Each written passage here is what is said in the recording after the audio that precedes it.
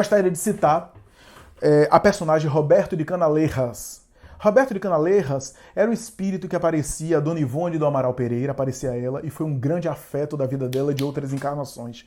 Quem leu a trilogia Nas Voragens do Pecado, Cavaleiro de Namier e o Drama da Bretanha, sabe o que eu estou dizendo.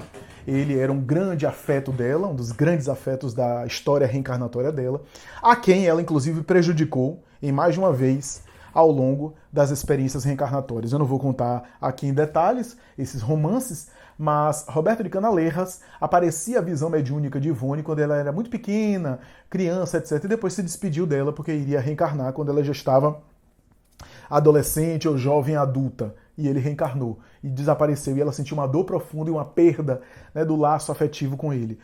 Quem leu Nas Voragens do Pecado, Cavaleiro de Namier, o Drama da Bretanha, vai ver que esse espírito era profundamente ligado a ela, a quem ela em alguns momentos prejudicou. Esse espírito, no século XVI, ali no reinado de Catarina de Médici, na França, 1572, noite de São Bartolomeu, era um grande católico, um católico fervoroso. Mas hoje a gente sabe que o catolicismo dele não era verdadeiro. Ele era muito mais militarista do que necessariamente religioso. Apesar de estar, né, nos exércitos católicos ali, tanto é que a gente sabe na história que ele entra num local, mata um monte de gente, né? Como era a cultura da época. Ele acreditava naquele momento que estava fazendo certo, estava cumprindo ordens de Deus, purificando a terra e também castigando aqueles hereges protestantes, matando-os para que eles possam, pelo menos, receber o perdão de Deus. Então ele achava que estava fazendo a coisa... Era a mentalidade da Idade Média, militarista, né?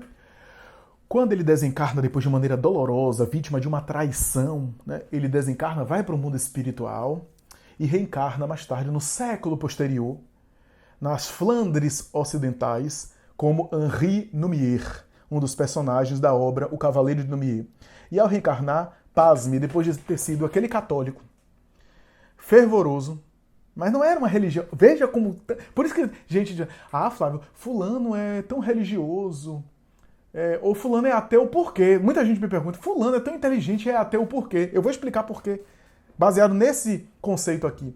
Ele reencarna, mas não era uma religião verdadeira, porque quando ele chega no mundo espiritual da outra encarnação, católico, achando que ia chegar no braço direito de Deus, ia sentar do lado de Jesus, afinal ele cumpriu as ordens de Jesus, matando os hereges, ele chega no mundo espiritual e percebe que ele está no mundo espiritual, com as suas dores, com as suas culpas, os seus conflitos e também as suas virtudes.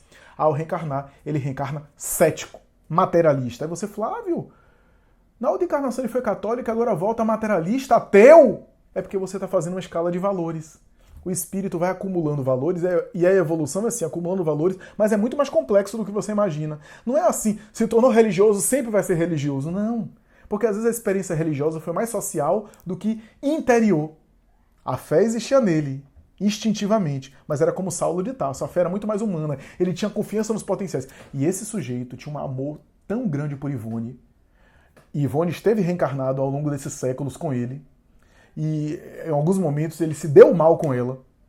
Ele buscava ela. Ele desencarnou no livro Nas Voragens do Pecado com a morte dolorosa. Chegou no mundo espiritual. Meu Deus, que morte sofrida. E por incrível que pareça, ele não ficou magoado com ela. E ele ficava buscando ela desesperado. O amor dele por ela era tão grande. Fé divina. Sentimento humano. Fé divina o quê? Fé humana, sentimento humano. Buscando ela. Buscando ela desesperado. Reencarna e continuava buscando ela. Olha só.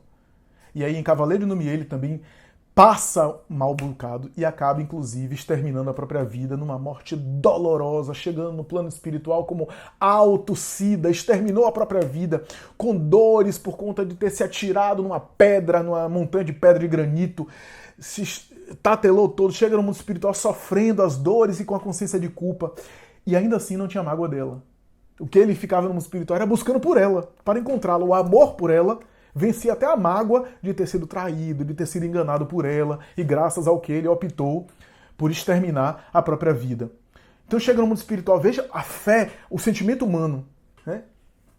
E aí, mais tarde, esse sujeito reencarna, né? Reencarna ali no período pós-Revolução Francesa, século XVIII e XIX, né?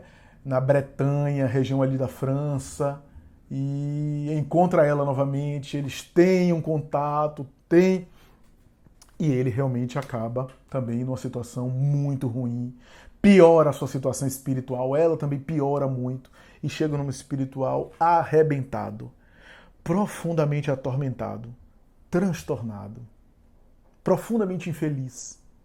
E a partir daí ele decide uma outra coisa. Ele tinha um sentimento de amor por ela, mas ele percebe que se continuasse assim, ele iria continuar fracassando e ela também.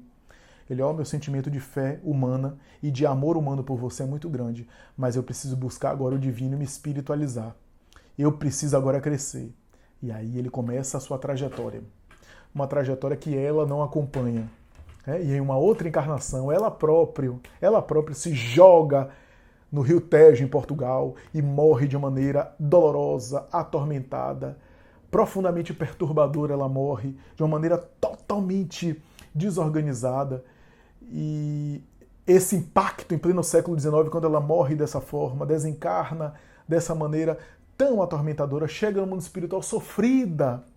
E depois de muito padecer, no Vale dos Suicidas, onde ela encontra Camilo Castelo Branco, que seria mais tarde o autor espiritual de Memórias de um Suicida.